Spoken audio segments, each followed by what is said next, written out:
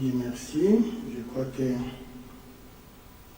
je vais chanter une chanson avant de commencer la prédication d'aujourd'hui. Tongo na lingi koya, mboka na yo mobikisi.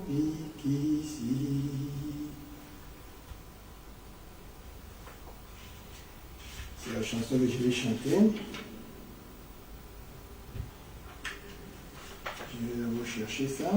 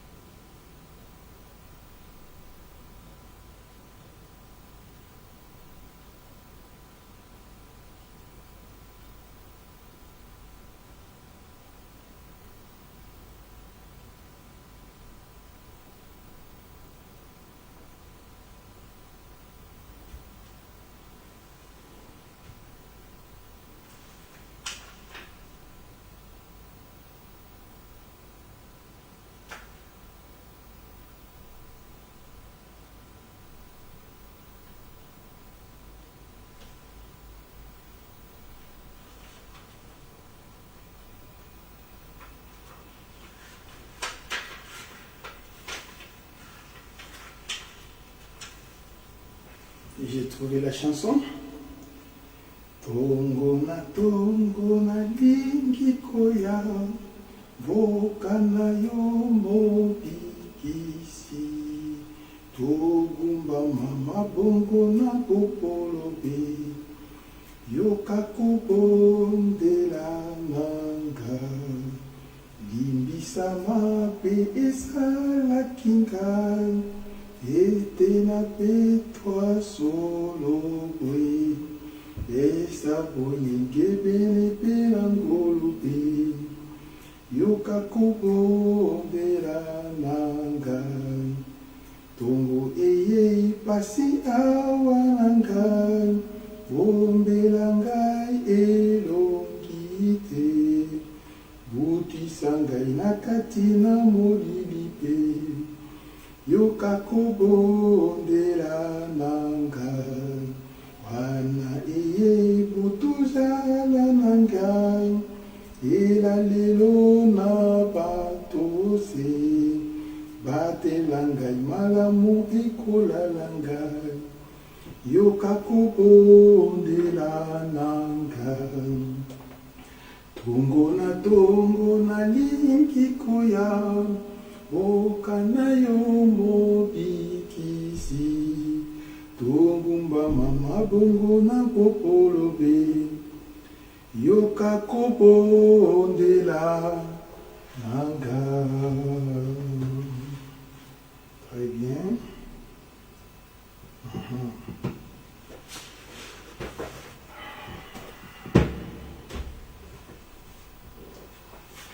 Aujourd'hui, nous allons continuer de parler sur la lexique d'Isali.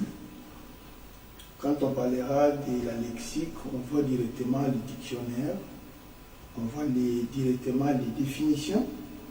Quand je vais parler sur la lexique d'Isali, c'est-à-dire que je vais donner plusieurs paramètres, les définitions de plusieurs paramètres, les définitions de plusieurs mots, les définitions de plusieurs choses qui pouvaient semer la confusion dans la tête des enfants de Dieu. Effectivement, aujourd'hui, les chrétiens se retrouvent plus dans la confusion que dans la vérité.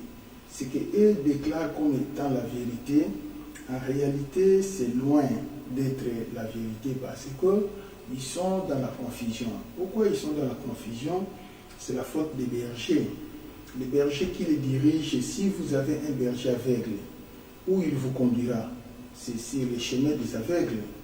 Si vous avez un berger myope, où il vous conduira? C'est les chemins des myopes. Et si vous avez un berger qui est fou, où il vous conduira? Il vous conduira sur les chemins des fous. Si vous avez un berger qui est étourdi, Où il vous conduira? Il vous conduira sur les chemins de cette ordine. Vous voyez? Et si vous avez un berger qui est cupide, où il vous conduira? Il vous conduira sur les chemins des cupides. Et si vous avez un berger qui est sorcier, où il vous conduira?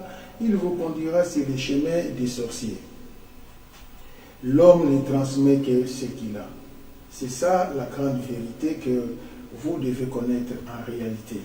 Alors, la confusion qui se trouve dans la tête des bergers, c'est là qui se transmet aux enfants. Vous savez, dans la vie chrétienne, si tu n'as jamais fait la conversion, tu ne seras pas capable d'expliquer la conversion.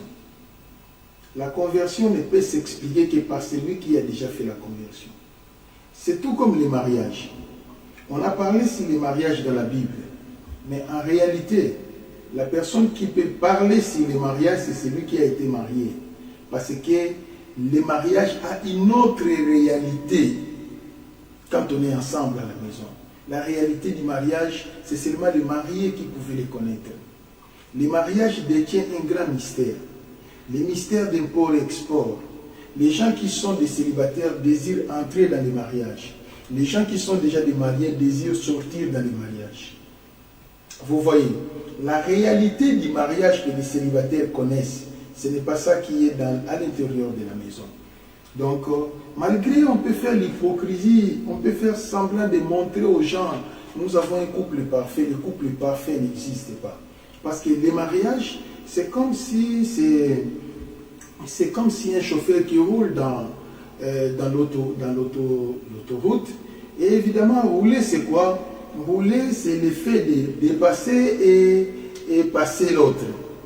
Vous voyez, c'est l'effet d'être dépassé par l'autre et ainsi que de dépasser les autres. C'est comme ça que ça se passe. Vous êtes toujours comme ça. Soit c'est vous qui dépassez, soit vous laissez la place qu'on vous dépasse. Et quand il y a des incompréhensions, il y a tantôt des incites qui claquettent. Ça a toujours été comme ça quand vous roulez en cours de route. Vous voyez comment ça se passe. Maintenant, quand quelqu'un vous dépasse, ce n'est pas grave, il peut dépasser parce que ça fait partie du corps de la route. Et quand vous vous dépassez, ça peut aussi partie du corps de la route. Dans les mariages, il en est ainsi. Dans les mariages, tantôt vous sentez que l'homme qui dépasse, quand l'homme dépasse, la femme se sent fustigée. Tantôt c'est la femme qui dépasse. Quand la femme dépasse, l'homme se sent fustigé, même si ça peut être implicite. Vous voyez, et tout ce qui est implicite finira par être explicite. Ça se passe comme ça.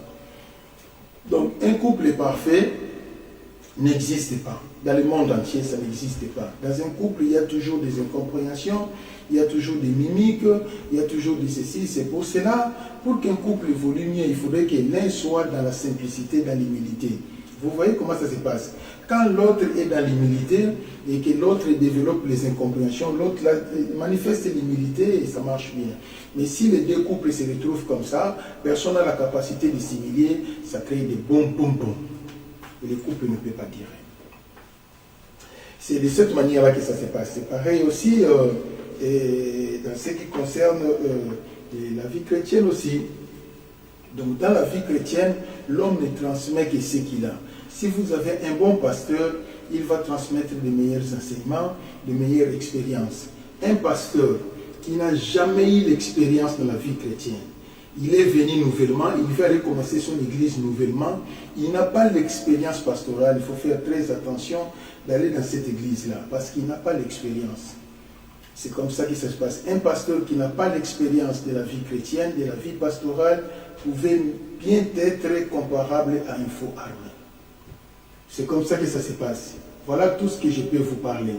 Maintenant, à ne jamais oublier qu'un grand nombre de jours enseigne la sagesse. Si un pasteur non expérimenté veut aller diriger une église, il faut qu'il soit chapeauté par un supérieur. Quand il sera chapeauté par un supérieur, il est contrôlé, il est surveillé. En ce moment-là, il peut bien exercer son ministère. Vous voyez. Et pendant le temps de sa pastorale, nous n'allons pas appeler cela l'exercice pastoral, mais plutôt, peut-être que c'est le training.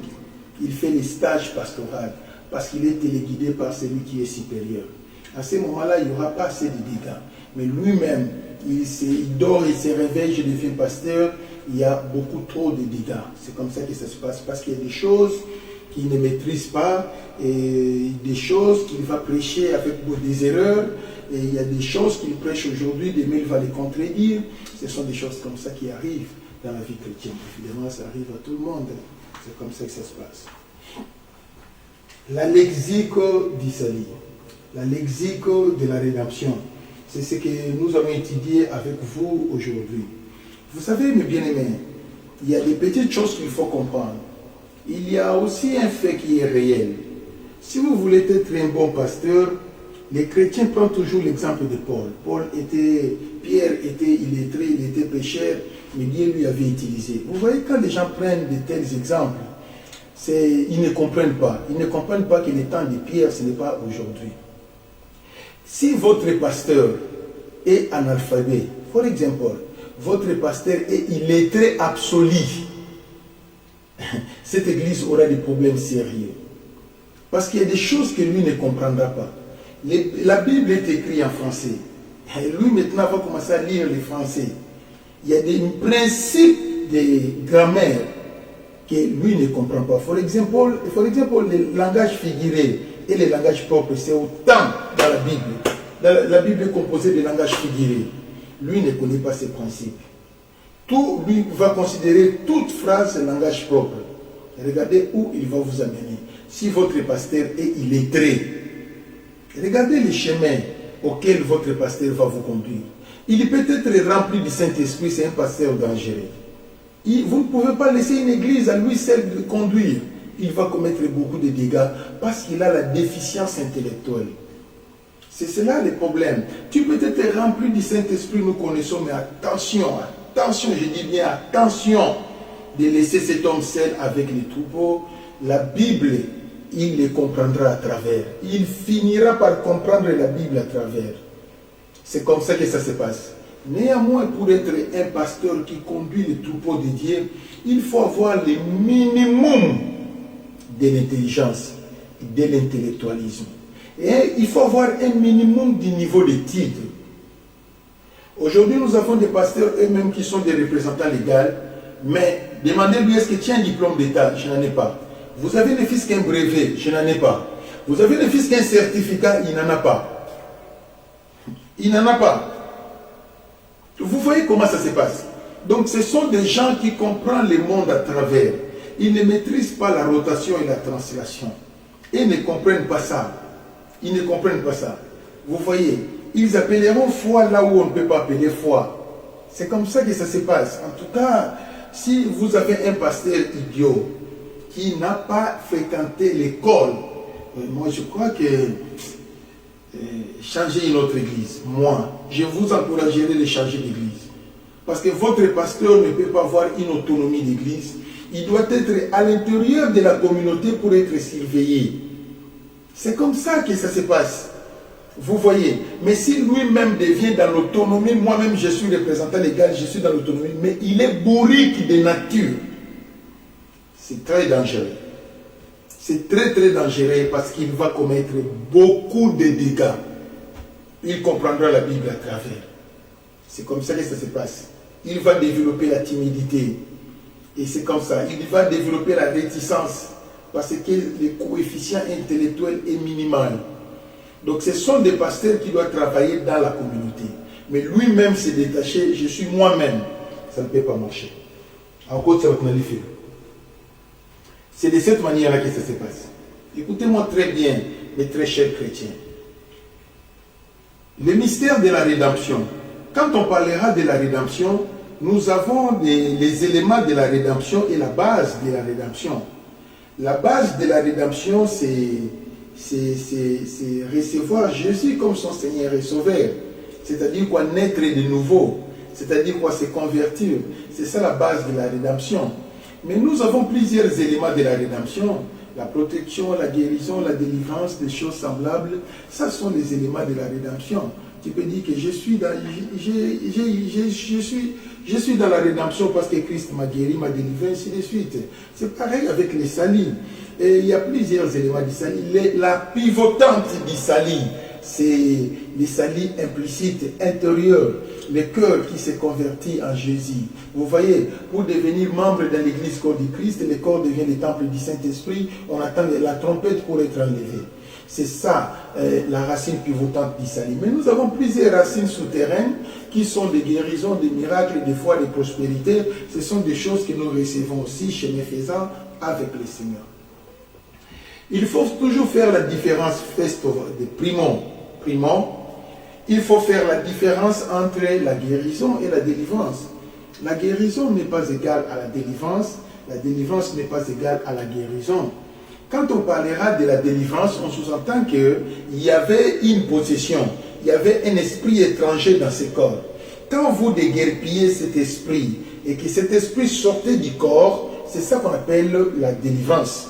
Vous voyez, maintenant, la guérison. Dans la guérison, il n'y a pas la présence d'un démon. Non. Vous voyez, il n'y a pas la présence d'un démon. Vous avez été exposé par les bacilles des coqs. Vous vous retrouvez avec la tuberculose. Là, ce n'est pas un démon. Vous êtes malade. Vous vous êtes retrouvé avec les virus de VIH et vous vous retrouvez malade. En ce moment-là, il n'y a pas un démon. Il ne faut pas lui dire démon sort au nom de Jésus parce qu'il n'y a pas un démon là-bas. Il est malade. Et vous vous retrouvez avec les microbes de la malaria et tout à coup tu te retrouves dans la fièvre. Ça, ce n'est pas un démon. Il faut aller guérir les malades, mais ne dis pas démon sort parce qu'il n'y a pas un démon à l'intérieur. Une femme qui est en perte de sang parce qu'elle est en train de régler, elle a des douleurs atroces dans la partie abdominale. Il ne faut pas les prier pour dire démon sort. Il n'y a pas un démon là-bas, c'est le cycle menstruel, s'il te plaît. Ne fais pas ça. Et maintenant, nous avons plusieurs autres maladies. Vous avez été piqué par les mouches tétées. Demain, vous avez la maladie du sommeil. Ce n'est pas un démon. Ça, c'est une maladie. Il ne faut pas les crier démon sort. Il n'y en a pas un démon, mais plutôt, c'est le problème de la maladie. Vous allez partir dans une famille. La famille est liée par la malédiction. Il ne faut pas les prier pour dire démon sort. Il n'y a pas un démon. Démon de la malédiction sort, ça n'existe pas. La malédiction n'a jamais été un démon. La malédiction a été établie par Dieu. Point barre. Dieu avait bien dit, c'est par la sueur de ton front que tu auras mangé, c'est la malédiction. Il a dit, c'est par la douleur que tu enfanteras, c'est la malédiction.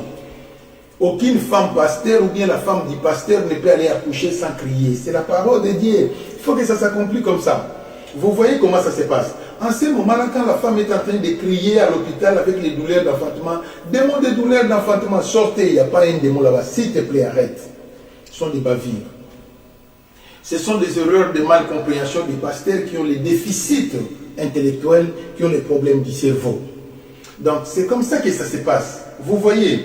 Alors, il y a beaucoup de cas qui poussent les gens à faire la prière d'autorité. Cela n'existe jamais. Je donne un exemple. Une femme qui est en train de marchander, la femme qui est en train de faire le commerce, et la femme te dit, je ne comprends pas. Je suis en train de vendre, je vois l'argent, mais je ne comprends pas l'argent par où. Carrément, elle est médiocre. Cette femme a les déficits intellectuels. Comment tu peux vendre et que tu ne comprends pas où part l'argent? Et après tu viens dire que les démons viennent voler l'argent. Mais non, stop. Avec ça, vous n'êtes pas intelligent. Cherchez la personne qui a fait la comptabilité. Cette personne va t'aider. Comment faire la comptabilité? Cherchez la personne qui a fait la gestion. Cette personne va t'aider. Comment faire la gestion? Vous voyez, cherchez la personne qui est spécialiste en calcul mental et calcul écrit. Il va t'aider à faire des calculs mentaux et calculs écrits. Il ne faut pas venir avec des notions de démons. Je suis en train de vendre, j'ai fait les commerces, mais bon, quand tu me dis ça, carrément, je comprends que tu es bourrique. Tu ne comprends rien du tout. Parce qu'une personne qui est intelligente, une personne intellectuelle, avant d'aller acheter la marchandise, il doit d'abord explorer les prix de vente. Le prix de vente qui se trouve sur les marchés, c'est autant. Ok, moi je vais faire la réduction pour attirer les clientèles. Alors quand je vais faire la réduction, ça c'est les techniques de commerce. Vous faites ça, vous faites des calculs, vous avez l'idée sur les prix de vente. Vous voyagez, vous arrivez sur les terrains, vous comparez les prix. Là-bas, on va vous vendre la marchandise en stock. Il y a combien de pièces à l'intérieur? Il y a autant. Tu fais des calculs par rapport à one pièce que vous allez commencer à vendre à tel prix. Faites les calculs, ça c'est les calculs mentaux, hein, et les calculs écrits, hein, ce n'est pas grave. Tu fais des calculs, ok, quand j'achèterai les demi-douzaines et la douzaine, ça va me faire autant. Vous avez tous ces calculs, là. Maintenant, vous faites la sommation. L'argent que je suis venu avec, c'est combien? 3 000 $. Ok, je vais acheter la marchandise de 3 000 $. Maintenant, quand je vais partir vendre, je vais gagner combien? Je vais gagner à peu près autant. Si les gens achetaient toute la marchandise. Et une personne qui sait faire la gestion, il calcule toujours sur la perte. Vous voyez, l'intérêt que vous allez recevoir, il faut les diviser par 2. Parce qu'une autre partie partira sur la perte, une autre personne qui va emprunter, il ne va pas payer. Vous voyez, tout ça, ça doit être à l'intérieur des calculs. Et maintenant, il faut faire des calculs de votre billet d'avion que vous avez appelé. Vous avez acheté aller-retour, et les colis que vous allez mettre dans les soutes, vous allez payer l'argent. Ça va vous coûter combien dans l'agglomération? Vous faites les calculs de tout cela. Et quand vous voyagez, vous arrivez à Dubaï, vous allez habiter dans l'hôtel.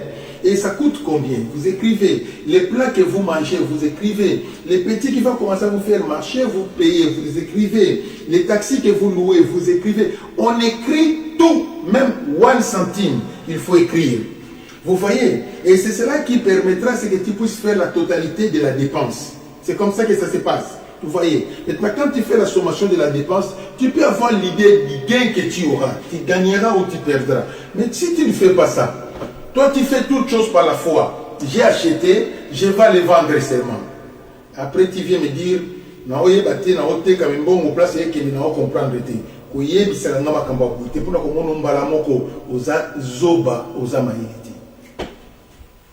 c'est de cette manière-là que ça se passe. Voilà, en grosso modo, de tout ce que je peux vous parler. Alors, une telle maman, un tel papa, ils vont inviter les pasteurs pour venir faire la veillée à la maison, chasser les démons de vol, les démons de disparition d'argent. Vous inventez des démons qui n'existent pas. Et les pauvres pasteurs qui regardent l'enveloppe qu'on va lui donner à la fin de la veillée, oh, démon sort, Rombo Karamashika Yekemene, les démons de contrôle. Et les pasteurs commencent à fabriquer des démons qui n'existent pas, pour que les propriétaires de la maison écoutent que lui est en train de chasser vraiment les démons. Ça, c'est la cacophonie, ça. Hein?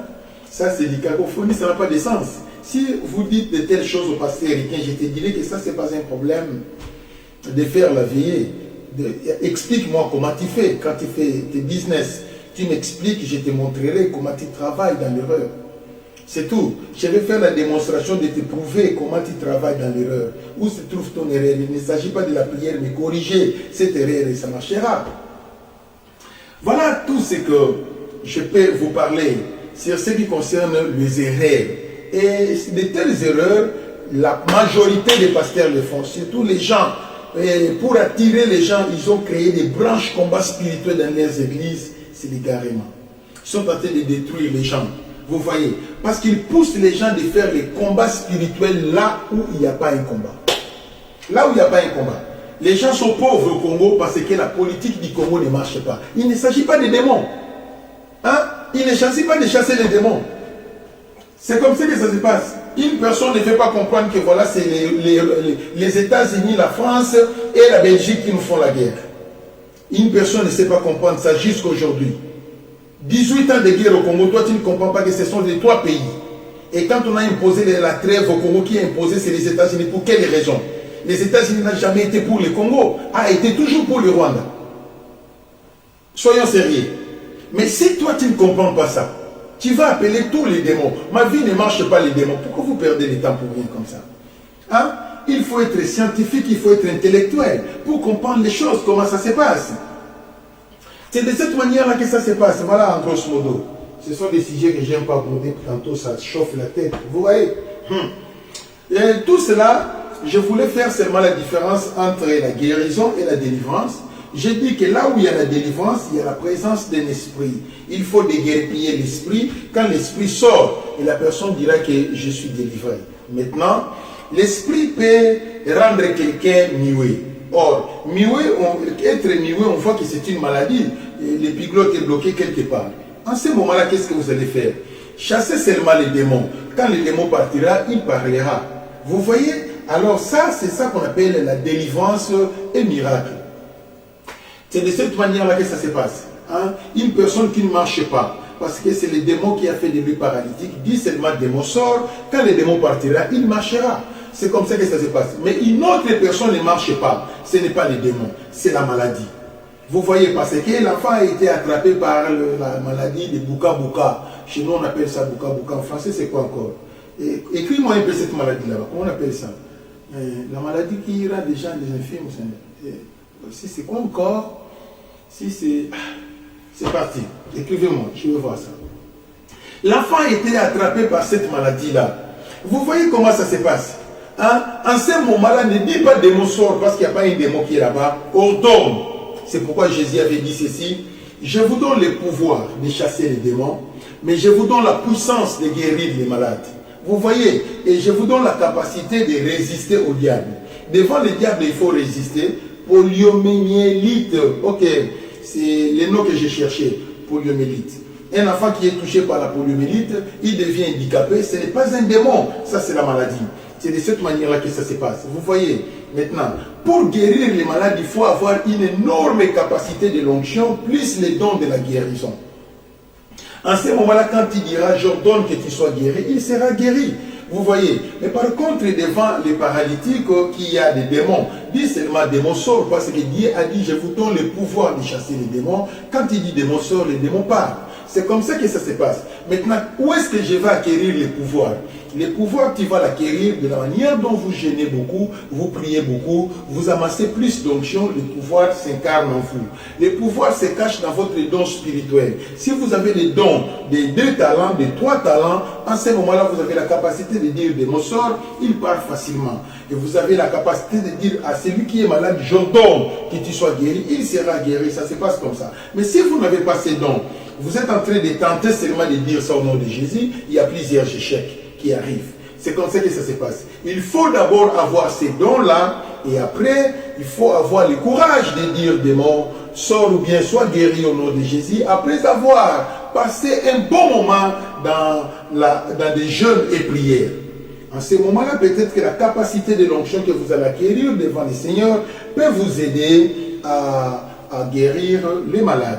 C'est de cette manière-là que ça se passe. Maintenant, si vous ne connaissez pas ce que je viens d'expliquer, vous êtes dans la confusion. Là où il y a des mots sorts, toi tu ne dis pas des mots sorts. Là où il n'y a pas de mots sorts, toi tu cries des mots sorts. D'ailleurs, chez nous au Congo, on dit toujours des mots sorts. No sense. Moi, si je règle la douleur, je vais des mots sorts. La règle est comme sous démon.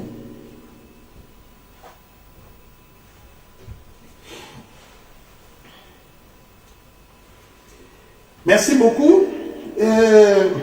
Il y a une grande différence entre avoir confessé et être pardonné. Donc, confesser, c'est autre chose. Être pardonné, c'est autre chose. Des choses très différentes. Mais bien aimés dans le Seigneur, écoutez-moi très bien. La confession, c'est ça que nous appelons la confession. Mais vous devez savoir que Dieu ne pardonne pas toute confession. Quand quelqu'un fait la confession, cela ne veut pas dire que Dieu a pardonné. La confession peut être synonyme d'une citation. Dieu ne pardonne pas. Les principes pour que Dieu pardonne, il faut que ça soit la repentance. Or, la repentance, c'est quoi? La repentance, c'est la confession plus la décision. La confession plus la décision, c'est ça qu'on appelle la repentance. Vous voyez comment ça se passe? Une confession qui n'est pas accompagnée d'une décision, ce n'est pas la repentance. On peut savoir un exemple. Je vous donne un exemple. Une personne qui est en train de faire l'impudicité avec les mêmes hommes chaque jour. Il dit, Seigneur, pardonnez-moi, je suis pécheur. Mais demain, tu vas encore coucher quand vous allez vous rencontrer. En ce moment-là, il n'y a pas la repentance. Il n'y a pas la repentance. Ce que vous faites, c'est la confession. Dieu ne pardonne pas. Les jours où tu prendras la décision que je ne coucherai plus, Dieu pardonne maintenant. Ah, vous voyez comment ça se passe? Je donne un autre exemple. Je suis un révérend pasteur, je parle en langue plus que toute l'église. Mais vous êtes un grand sorcier. Vous mangez les gens la nuit. Et quand vous mangez les gens la nuit, oh Seigneur, pardonnez-moi, je suis un grand pécheur. Rombo karamashika yekemen. Vous intimidez les gens avec des gros parlers en langue. Et soi-disant, comme si vous étiez enfant de Jésus, vous êtes un grand sorcier. Bon. est-ce que quand vous demandez pardon avec des parents, croyez-vous que Dieu va pardonner? Dieu n'est pas dans des fantaisies que vous faites. La confession que vous faites, ce sont des fantaisies. Dieu pardonnera les jours où tu prendras la décision, dès aujourd'hui, dans le localité, tu vas chercher un autre pasteur pour lui dire, priez pour moi parce que je suis sorcier, on fera la délivrance pour toi. En ce moment-là, tu seras sauvé.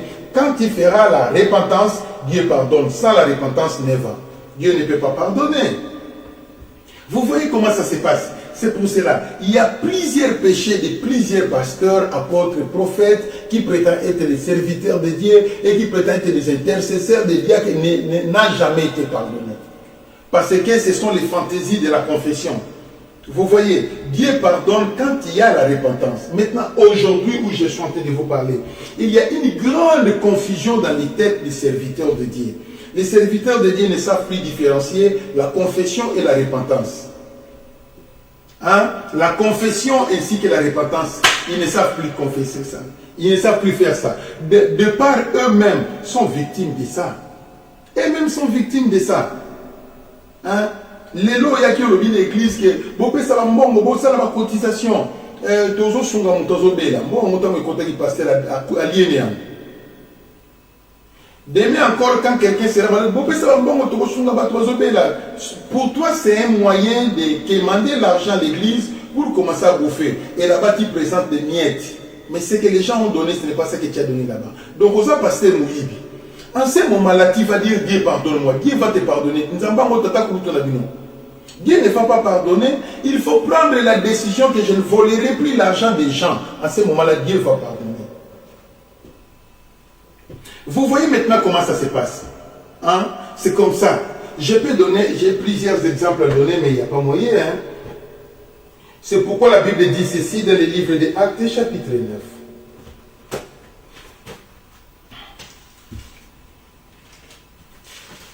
Actes des Apôtres, chapitre 9, derrière. 3 à 5. Il est écrit, comme ils étaient en chemin et qu'ils s'approchaient de Damas. Non, c'est pas ça. C'est pas ça. Ça, c'est les versets suivants. La conversion et la repentance. La conversion. Non, la confession et le pardon du péché. C'est 1 Samuel chapitre 15, 24 à 25. Sorry.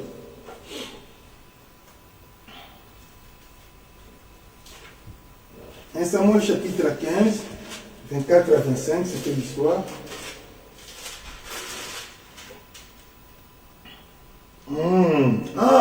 C'est l'histoire de Saoul.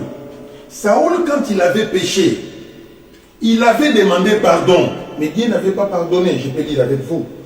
Je lis. Je commence au verset 24. Alors Saoul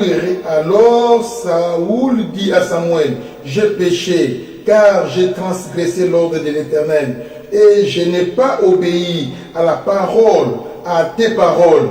Je craignais les peuples et j'ai écouté sa voix. Maintenant, je te prie, pardonne mon péché, reviens à moi. Ça, c'est le pardon. Ça, c'est la confession que Samuel faisait. Regardez-moi les belles citations. Il reconnaît le mal. Il reconnaît la faute. Il demande pardon, mais Dieu a dit, je ne pardonne pas. Ça se passe comme ça. Pourquoi? Parce que c'est Dieu qui sonde les cœurs et les reins. Dieu connaît que la confession qu'il fait aujourd'hui, il va faire ça encore demain, parce qu'il est faible. Lui écoute les gens. Pour lui, la voix du peuple, c'est la voix de Dieu. À cause de la voix du peuple, c'est la voix de Dieu, Saoul a été rejeté. Tant mieux obéir à Dieu qu'aux hommes. Les hommes, tous les hommes peuvent dire oui. Et que Dieu dit non, j'ai choisi Dieu. Vous allez me lapider, je sais, mais j'ai choisi Dieu. C'est ça la vie chrétienne. C'est comme ça que ça se passe. Il y a des épreuves comme ça qui arrivent. Tu te retrouves marié. Ton mari te dit ou c'est Jésus ou c'est moi. Carrément, je te dis, j'ai choisi Jésus. Tu as fait un mauvais choix. Tu as fait une mauvaise balance. Tu te compares avec celui que je considère Dieu. J'ai choisi Jésus. C'est le divorce demain. Je m'en fous. Et une femme qui me dit ou c'est Jésus ou c'est moi. Carrément, j'ai choisi Jésus. Tu ne peux pas te comparer avec celui que j'appelle Dieu. Vous voyez comment ça se passe. Mais quand tu dis entre ton église et moi, carrément, j'ai dit que je t'ai choisi parce que je t'aime. L'église, c'est encore rien. Jésus, c'est dans les cœurs, ce n'est pas dans l'église. Vous voyez la différence? Il faut être sage et il faut être intelligent. Très bien. Donc ceci voulait dire que toutes les confessions que nous faisons, ce n'est pas le fait de confesser. Saoul a confessé devant les serviteurs de Dieu, mais Dieu a refusé. Il a refusé. Parce que Dieu voit l'état de ton âme. Si ton cœur est mal disposé, 0 sur 10, on ne mange jamais à Dieu. Très bien. Je vous donne maintenant le deuxième exemple de la conversion et la repentance.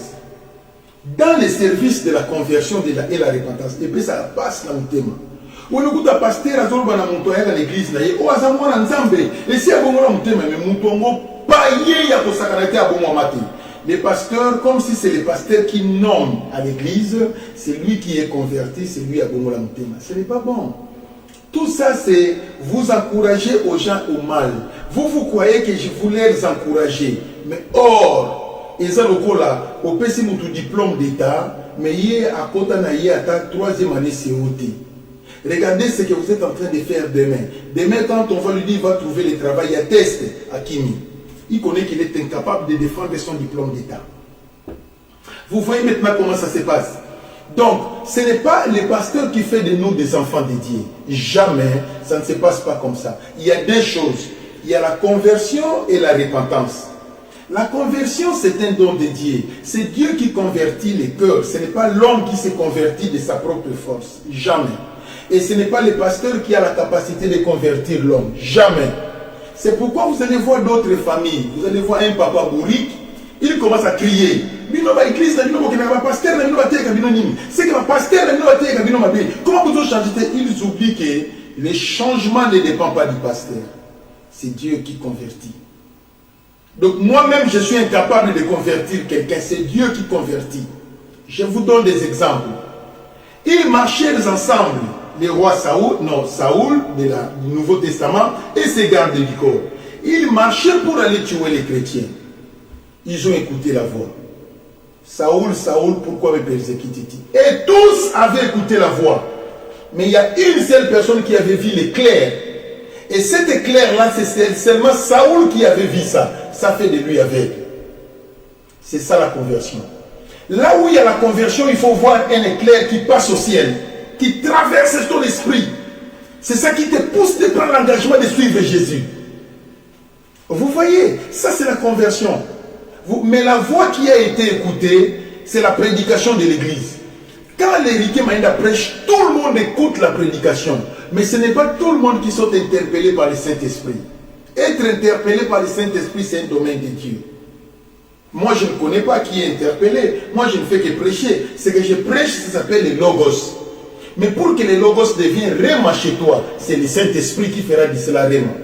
Quand un pasteur dit que moi, je prêche les réma, c'est un faux, c'est un bourrique. Bima l'église, il ne comprend pas. Tous les pasteurs, nous préparons des Logos, nous prêchons des Logos. Mais c'est le Saint-Esprit qui fait de ces Logos réma pendant que ça sort. Mais je ne connais pas qui a reçu les réma, qui a reçu les Logos. Moi, je ne connais pas. C'est un secret de toi et ton Dieu. C'est de cette manière que ça se passe. Voilà tout ce que je peux vous parler. Hein? Donc, c'est pourquoi la Bible dit il y a beaucoup d'appelés, mais peu de lits. Tout le monde écoute les prédications. Tout le monde écoute, mais les changements, la conversion dépend de Dieu. Yo pe ozando ki ozana kati église, yo liaba pour pouvoir tes oncles. Toi aussi tu attends la conversion. Okozwa quand on te au kufa. Pour ozana lisu munani ya kindoki. Il faut d'abord débarrasser de la sorcellerie. Peut-être la grâce de Dieu descendra sur toi. C'est comme ça que ça se passe. Vous qui vivez dans l'impudicité, vous êtes une femme mariée mais vous trichez. Vous qui vous êtes un homme marié, mais vous avez des copines ça et là, vous attendez encore quoi ça? Tout ça, ce sont des blocages quelque part. Vous voyez comment ça se passe. Maintenant, la conversion quand ça vient, la conversion n'a pas besoin d'être pécheur ou péché, ça je connais. Quand Dieu avait appelé Pierre, suivez-moi, ça c'est la voix de Dieu. Pierre, suivez-moi, je te ferai pécheur d'homme. Il a abandonné les filets, il a suivi Jésus, ça c'est la conversion. Maintenant, la repentance, c'est quoi? La repentance, c'est l'effort du pasteur.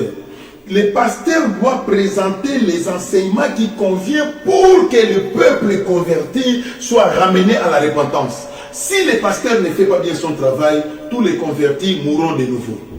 Ils ont perdu la grâce. C'est de cette manière-là que ça se passe. Donc quand les pasteurs ne prêchent pas bien, ne font pas bien leur travail, les gens qui ont eu les dons de la conversion finiront par tomber. Ils sont morts de nouveau, faute de qui? Faute des bergers. C'est comme ça. Ils n'ont pas réussi la nourriture au temps convenable. Ce qu'on leur prêchait, ce sont les charabia. C'est rien du tout qui sera béni. Reçoit l'onction du Saint-Esprit, l'élévation, le miracle, la foi. Demain vous changez, la puissance de Dieu, la puissance du nom de Dieu, la révélation que j'ai eue dans les songes, je vais vous prêcher. Vous voyez, tout cela, c'est bien. Ce sont les compléments de la mission, les compléments des prédications. Mais attention, nous avons des prédications salutaires. Jésus a été clair. Répentez-vous et convertissez-vous. Jean-Baptiste a été clair. Répentez-vous et convertissez-vous. Les apôtres ont été clairs. Répentez-vous et convertissez-vous. Et pourquoi nous voulons changer? Nous ne pouvons pas changer. Mais si le pasteur a dévié, sachez-le qu'il est en train de tuer ses propres adeptes. C'est comme ça. Vous voyez. Alors, je vais parler encore de la croyance. Et il y a 3 formules qui nous conduisent au salut. Croire et recevoir. On commence par croire. On croit en Jésus. Qu'est-ce qui te pousse de croire? Mais c'est la prédication. La manière dont les pasteurs prêchent, tu es convaincu, je crois aujourd'hui en Jésus. Mais Jésus ne peut pas entrer dans ton cœur en ce jour-là. Il entrera le jour où il verra ton cœur être contrit. Le cœur contrit, le cœur disposé.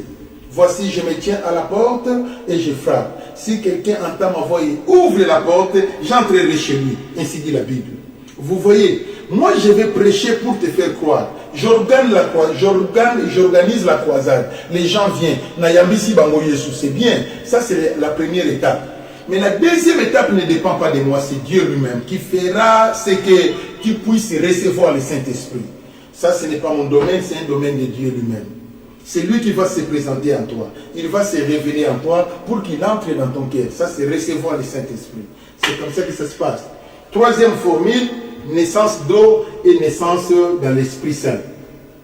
Naître dans l'eau, moi, Ricky Maïnda, c'est ma spécialité. Ma spécialité, c'est de te faire naître dans l'eau de la parole. Tu es ignorant, tu ne connais pas la Bible. Je vais faire de toi une personne qui est née dans le Seigneur, mais une naissance seulement. La naissance dans l'eau. Mais être né dans le Saint-Esprit, ce n'est pas mon domaine. C'est Dieu lui-même qui le fait. Vous voyez comment ça se passe? Mais dans la naissance de l'eau, il y a les dons du Saint-Esprit, les baptêmes du Saint-Esprit, tout est là. Tu reçois le baptême du Saint-Esprit, tu reçois la parole, mais naître dans le Saint-Esprit pour que le corps devienne le temple du Saint-Esprit, ce n'est pas mon domaine. Être membre de l'église corps du Christ, ce n'est plus mon domaine. Ça, c'est Dieu lui-même. Cela dépend de ton cœur. La manière dont tu t'adaptes à la parole, la manière dont tu es né dans la parole de Dieu. Vous voyez, quand on te prêche, tu es convaincu, tu abandonnes les péchés, tu as au moins la volonté d'abandonner. C'est ça qui fera que tu sois intégré dans la naissance de l'Esprit Saint. C'est de cette manière-là que ça se passe. Naître dans le Saint-Esprit, ce n'est pas le baptême du Saint-Esprit. Naître dans le Saint-Esprit, c'est un analogue avec la conversion et recevoir Jésus. C'est comme ça que ça se passe. Si et seulement si toi tu ne connais pas ça, tu es pasteur. Comment? Si tu ne connais pas tous ces genres de principes, c'est très dangereux. Au Kozalaka l'église na yo ya bato baya ressemble. Oyebeli bango babongola mitema babongo mati. Toyebani na bilongi mitema toyebani te.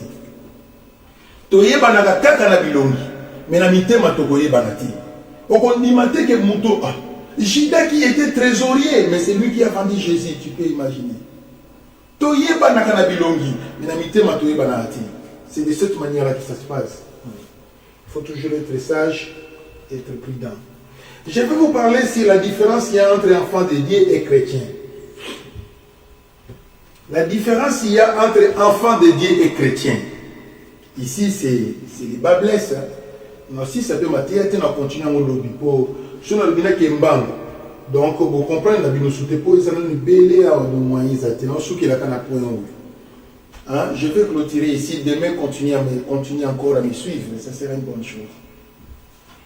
La différence qu'il y a entre un enfant de Dieu et un chrétien. Effectivement, un enfant de Dieu, c'est un chrétien, mais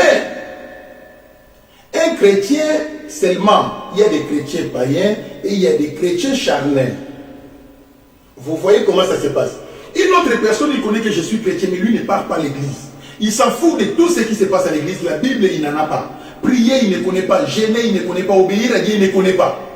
Mais il dit que je suis chrétien. Pourquoi? Parce que mon père était chrétien, ma mère était chrétienne. Nous sommes des chrétiens, mais lui-même, il ne part pas à l'église. Mais il est seulement chrétien. Celui-là, c'est un chrétien païen. Maintenant, nous avons des chrétiens charnels. Les chrétiens charnels, ce sont des gens qui partent à l'église. Ce sont des diacres, ce sont des anciens, des choristes, des intercesseurs et des musiciens. Ce sont des modérateurs, des pasteurs, des apôtres. Mais parce qu'ils sont liés dans les péchés, ils sont encore liés dans les péchés, alors ce sont des charnels. Ils n'ont pas le Saint-Esprit. C'est ça qui fait d'eux des charnels. Ils marchent selon la chair. Par l'absence du Saint-Esprit. Et l'absence du Saint-Esprit est due à une chronicité du péché. Ils ont des péchés chéris qu'ils ne peuvent pas abandonner. Comment tu peux réussir? Tu ne peux pas t'en sortir. Vous voyez comment? Moi, je suis pasteur, je suis gouverneur de la ville, mais un grand voleur. Donc, quand il y a l'opportunité d'argent, tu dois voler. C'est l'argent de l'État. Mais Dieu connaît que ce que tu fais, c'est du vol. Tu es charnel, carrément. Même si tu es pasteur, tu es charnel. C'est de cette manière-là que ça se passe. Vous voyez, un pasteur qui passe à la télévision, vous sentez les aberrations dans son langage. Quand il parle plein d'aberrations, et lui dit, je suis pasteur. Le pasteur n'a pas faute, Boïli. Devant les gens, tu commets des abominations, ça n'a pas de sens. Ce que tu déclares. Donc c'est un pasteur, mais un chrétien charnel. Il n'est pas un chrétien enfant de Dieu. Il connaît la Bible, il est théologien, il est professeur, mais tout en étant charnel, il n'a pas le Saint-Esprit. Tout chrétien qui n'a pas le Saint-Esprit est charnel. Tout chrétien qui a le Saint-Esprit est enfant de Dieu. La différence est celle-là. Je peux lire avec vous, non? Dans les livres de 1 Jean, verset au bâté à mon église, c'est le pasteur va sauter à Kango, verset au thé. 1 Jean chapitre 3, dans le verset 6. Je vais lire avec vous. Oh, ngate mnaloba, Bible mtoye loba ngate. Oh, liki maenda exagéra. Ngate, pardon. Pardon pour son ennemi les lotés. Bible mtoye lobi. Je lis avec vous. Quiconque demeure en lui, Jésus, ne pêche point. Quiconque pêche ne l'a point vu et ne l'a point connu. La Bible est claire. Quiconque demeure, quand Jésus a dit demeurez en moi, si mes paroles demeurent en vous, demandez tout ce que vous voulez. Le verbe demeurer en Dieu, cela veut dire quoi? Cela veut dire que tu es loin du péché. Donc il n'y a pas un seul péché qui peut rester dans ta vie. Oh le couta, oh escroquerie, oh mensonge, oh impudicité, masturbation. Ceci jamais, ça ne peut pas exister en toi. Jamais. Vous voyez comment ça se passe? Donc, mais comme aux Arabatu, circonstanciellement, mais cela ne veut pas dire que yo vit na yo et ça bongo na masumuana. Never, ever. Tu n'es pas enfant de Dieu, tu es chrétien, j'accepte. Charnel. C'est pourquoi et Dingo aussi est chrétien. Il était chrétien CPK. Après, il a changé, il est devenu chrétien néo-apostolique, je crois. Aujourd'hui, je ne sais pas s'il est devenu chrétien, église kimbangiste, je ne sais pas. Oh, je ne sais pas. Mais c'est un chrétien quand même. Vous voyez, il défend surtout les pasteurs. Mais c'est un chrétien charnel parce qu'il est dans la magie, il est dans le fétichisme. Il est charnel, il n'a pas le Saint-Esprit. C'est pourquoi vous allez voir, même Banganga, ce sont des chrétiens, ils partent à l'église catholique. C'est comme ça, les magiciens partent à l'église, ce sont des chrétiens, mais des chrétiens charnels. Vous voyez, parce qu'ici c'est clair, quiconque demeure en lui ne pratique point les péchés de la magie. Quiconque demeure en lui ne pratique point les péchés du fétichisme. Quiconque pratique en lui, demeure en lui ne pratique pas les péchés de l'orgueil. Quiconque demeure en lui ne pratique pas les péchés des mensonges. Quiconque demeure en lui ne pratique pas les péchés des coutumes ancestrales. Quiconque demeure en lui ne pratique pas les péchés de la nervosité. Quiconque demeure en lui ne pratique pas les péchés de l'avortement. Quiconque demeure en lui ne pratique pas tous ces péchés. il ne peut pas faire ça. Impossible. Vous voyez, ça c'est la Bible qui le déclare. Maintenant, je vais lire le verset 8. Je vais commencer d'abord dans le verset 8. Le verset 8 dit ceci. C'est lui qui pêche est du diable, car le diable pêche depuis le commencement. Le Fils de l'homme apparu afin de détruire les œuvres du diable. La Bible dit c'est lui qui pêche du diable. Dis-moi maintenant des pasteurs qui prêchent la grâce. Oh non, on a déjà enlevé les péchés depuis longtemps. Les péchés sont déjà partis. Nous sommes déjà purifiés par le sang de Jésus. Nos péchés ne sont plus comptés parce que nous sommes les enfants. Pasteur, arrête d'égarer les gens. Nonsense, this one. Nonsense. Hein? La Bible est claire. C'est noir et blanc. La Bible dit, c'est lui qui pêche et du diable, car le diable pêche depuis le commencement. C'est lui qui pêche du diable. Là, c'est clair. Le péché vient d'ailleurs de la tentation qui provient du diable. Le péché vient du diable, c'est lui qui pêche et du diable. Maintenant, qu'entendez-vous d'un pasteur qui est toujours dans les péchés? C'est-à-dire quoi? Il est pasteur, mais on continue comme des pasteurs. Sortez dans cette église. Ce n'est plus une église, ça. Les pasteurs préparent les gens à aller à l'enfer. Ça n'existe pas. Votre pasteur, il est là, soi-disant pasteur, à Melakanaye Masangako, Yepenya Moprima Eleka. Problème est ça dans le côté. Et au Kolobake, non, c'est notre pasteur, lui, c'est à Melakataka. Verset au Ngam Nakomi, c'est lui qui pêche et du diable. Votre pasteur est du diable. C'est très clair. Moi, je ne peux pas mentir. Un pasteur qui va voler l'église d'autrui. Donc vous détournez l'église d'autrui, vous changez de nom, vous changez de document. Conscience n'a eu l'église ou l'église. C'est lui qui pêche et du diable. Votre pasteur est du diable.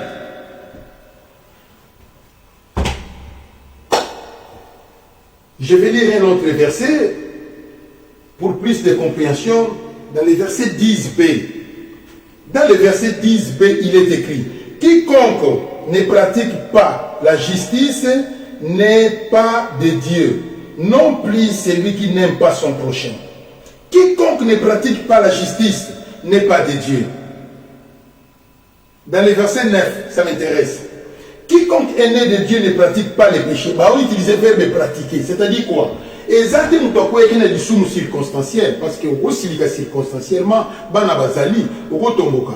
Circonstanciellement, on peut aller dans le kuta. On les a péchés circonstanciels. Il y a une Bible lobby, les justes tombent 7 fois, ils se relèvent 7 fois. Et ça, massoum, il y a les bakou au kanakité. Mais ici, c'est le verbe pratiquer. Il y a les bolanim. Donc, yoko, ozalakana, yona massoum wana. Non, jamais. Quiconque est né de Dieu ne pratique pas les péchés. Jamais. C'est la Bible qui dit ngate, pardon. Ils ont gâté. Bible moutelobi yango. C'est comme ça que ça se passe. Comment un chrétien qui est enfant de Dieu, il va y mouté mamabé. Il y a ça comme mouté mamabé à Rosaganate. Et ça peut être solo esprit mabé. Un chrétien qui est né de nouveau, il va y aller kabakate. Jamais, en ce moment-là, tu es chrétien charnel. Donc maintenant, il y a toujours la confusion entre un chrétien charnel et un chrétien enfant de Dieu. Les gens sont dans la confusion. C'est lui qui est un chrétien enfant de Dieu. Et donc, les fruits de la repentance. Et pas la méditation quotidienne, la prière quotidienne, les jeûnes quotidiens, l'obéissance à l'éternel quotidienne et l'évangélisation quotidienne. Bon, moni 5 euros. Et pas na ya force à ngoté, à te ya kabato. Côté à les apprendre pour gagner ba âme, mais pour na pour bon côté. Beaucoup mon n'est pas na ya méditation quotidienne, méditation na ya et des pas na ligue, livre mon boy ba tia ligue à méditation. Te yé attend à des Bible continuellement. Hein? La prière quotidienne. Donc il y a jeûne les sens, même église est jeûne, il y a jeûne à kanaïka. Bon, n'est pas les 5 fruits de la repentance. Ce sont les fruits qui apparaissent quand l'homme se répand nouvellement. Les 5 ici que j'ai cités. Et nous avons les 9 fruits du Saint-Esprit. L'amour, la joie, la paix, la bonté, la bienveillance, la fidélité, la douceur, la manière de répondre, oui, va répondre à tout ça après ça va réponse à Kinia, la douceur, la douceur, la douceur, la tempérance. Ce qui a zoloba, okoyoka bopolo na kati, komi kiti sanakati elobeli na ye, il y a que la tempérance, la tempérance, la tempérance, la tempérance. Okute makaba chakute jamais. Place Yazali, c'est la tempérance, la tempérance, la tempérance, la maîtrise de soi. Exacté que ceux qui y a yega karia, malakoya, abando soi n'a jamais. Il y a un sens de maîtrise. Il faut contrôler. Il faut examiner afin de faire toutes choses. Beaucoup de monde n'est pas la bango. Les fruits de la repentance et les fruits du Saint-Esprit, il y a l'apparence de cela dans leur vie. Enfant de Dieu. Vous voyez comment ça se passe. Donc, n'est pas na bango et yebanaka. N'est pas na bango et yebanaka. Le lengue na bango et yebanaka. C'est comme ça que ça se passe. C'est comme ça. Et là, celui-ci, c'était un enfant de Dieu. Vraiment. C'était un enfant de Dieu. Beaucoup taillé na mbeba pasi pour azamwa nzambe kotambola na yezaka hypocrisie. Il ne fait pas l'hypocrisie quand il marche, c'est automatique parce qu'il est enfant de Dieu. Et il n'est pas enfant de Dieu par la verbe, par les gloires, de blablabla. Bla, bla, bla. Non, il est enfant de Dieu par la sérénité, les comportements. Et les gens voient en lui, c'est les gens qui témoignent, celui-là, il est enfant de Dieu réellement. C'est comme ça que ça se passe. Voilà en grosso modo de tout ce que je pourrais vous expliquer. Merci beaucoup en tout cas pour avoir m'assisté. Aujourd'hui, nous sommes le dimanche. Demain, ça sera le lundi, je vais continuer. Donc, je suis toujours sur la lexique du salut. La lexique de la rédemption. C'est ce que je suis en train d'expliquer. Aujourd'hui, c'est le deuxième jour, troisième jour. Je suis en train de deuxième jour. Je suis toujours sur la lexique. Demain encore, je vais continuer sur la lexique. Je ne sais pas si je finirai demain pour qu'on change encore les enseignements. Mais pour le moment, je m'arrête là. Je me limite par ici. Merci. Chrétien jusqu'à la mort. Chrétien jusqu'à la mort. Chrétien jusqu'à la mort. Je serai chrétien jusqu'à la mort. Chrétien jusqu'à la mort. Chrétien jusqu'à la mort, chrétien jusqu'à la mort, je serai chrétien jusqu'à la mort, enfant de Dieu jusqu'à la mort, enfant de Dieu jusqu'à la mort, enfant de Dieu jusqu'à la mort, je serai enfant de Dieu jusqu'à la mort. Chrétien jusqu'à la mort, chrétien jusqu'à la mort, chrétien jusqu'à la mort, je serai chrétien jusqu'à la mort. Tu as écouté la prédication, priez. Demande ce que tu veux à Dieu de la manière dont tu as écouté. Priez même. Commencez la prière. Allez.